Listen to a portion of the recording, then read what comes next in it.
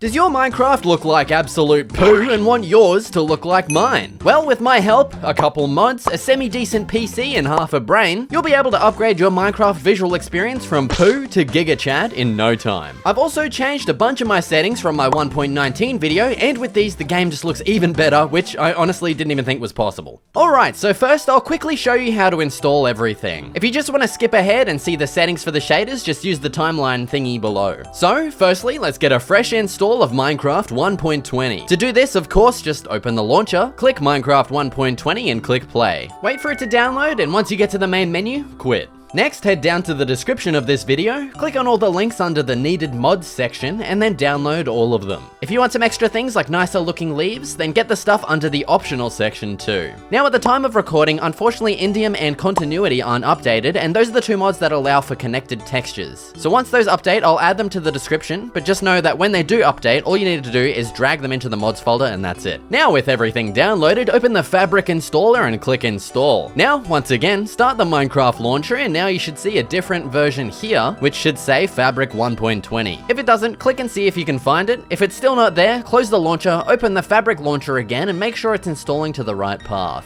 If it is there, make sure it's selected, launch the game, and then close it. Now, click the Windows button and type %appdata%, hit enter, go to .minecraft, and then the mods folder. Now we're gonna drag in Fabric API, Sodium, and Iris-MC. Now, once again, if the Indium and Continuity mods did happen to update, you drag both of those in as well. Now, if you did end up getting the Better Leaves add-on, go back, then into the Resource Packs folder, and drag that sucker in. Now we can once again launch the game. Then head to Settings, Video Settings, Shader Packs, and finally open Shader Packs folder. Then simply drag complementary shaders in. Now just to note, you won't have all these other folders here. These are just all my old shaders, so don't worry about that. Now let's go back to the game and make sure to select the shaders and click Apply. Then if you got the Better Leaves add-on, let's click on Done, Done again, and finally Resource Packs. Click the arrow to move it over to the enabled list. And so basically what the Better Leaves add-on does is simply add a nice bushiness to all of the leaves. Also, if you happen to be watching this when the Continuity and Indium mods have both updated, in here you should see the Continuity mod, of which you just click the arrow for to make sure it's at the top of the list. And so, that's it. We're all done with everything but the shader settings. If you end up leaving all the settings at the default, then this is how your game will look. In my opinion, not the best, as with just a bit of tweaking in the settings, we can get it looking absolutely amazing. So, let's get started. Also, just as a quick side note, we're on my hardcore world, and if you wanted to download it, head over to my Patreon. Okay, now let's get started. Alright, so first let's hit escape, go to options, video settings, shader packs, and then shader pack settings. And so this is the main area where we're going to be changing, well, you know, every single setting. And so for the first setting, this is actually going to be the one that's going to affect your performance the most, but it's also going to make your game look the best. So if you want the most FPS possible, make sure to change this to basic PBR disabled. But if you want your game to look, you know, amazing, make sure to change this back to integrated PBR. Then we're going to head down to materials, integrated PBR settings, and then we're going to turn on auto-generated normals. And as you can see, this adds a nice bit of depth to all of the textures. We can also turn on noise-coated textures, and what this is going to do is just add in even more like texture and depth to all of the vanilla textures. I personally don't really like this, so I'm going to turn it back off. Next, let's hit back and go into sky, and then into overworld sky color. In here, we're first going to drag the day-red multiplier setting down to 0, and then we're going to set the green one to 120. And all this does is just make the sky way more blue and way better looking. Next, let's click... are you okay, buddy? Jesus.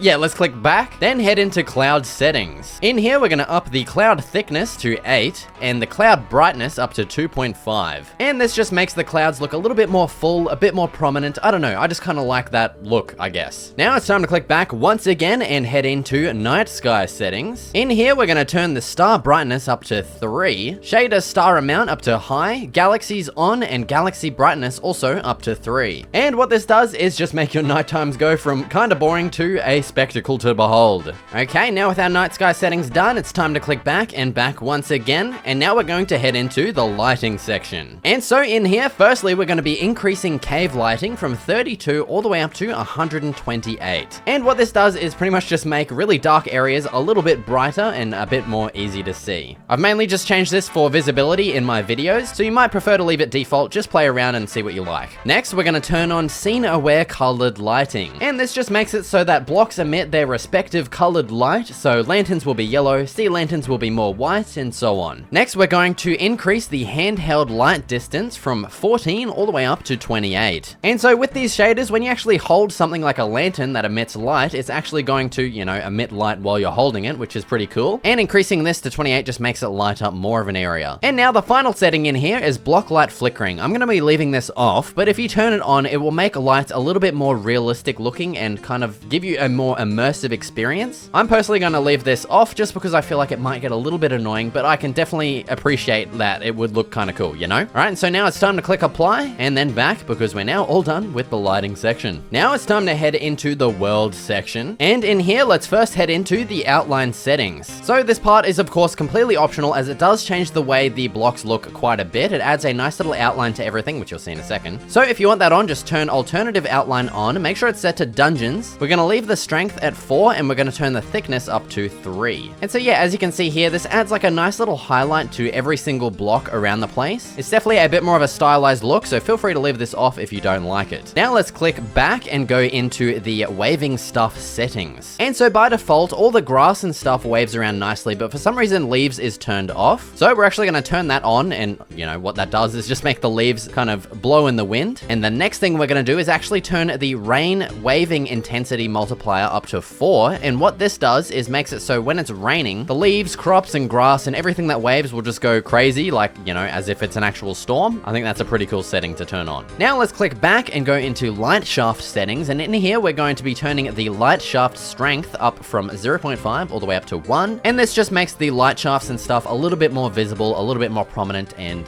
yeah, pretty cool. And so that's it for the world section. Let's click back and back once again. All right, off to the next section, post-process. Firstly, in here, let's head into bloom settings. And in here, we're just simply going to turn up bloom strength from 0.4 to 0.5. And so this just adds a little bit more glow to everything that emits light. Here you can see how it looks with bloom completely off as well. Now, whatever you do, make sure you don't turn this up to BSL.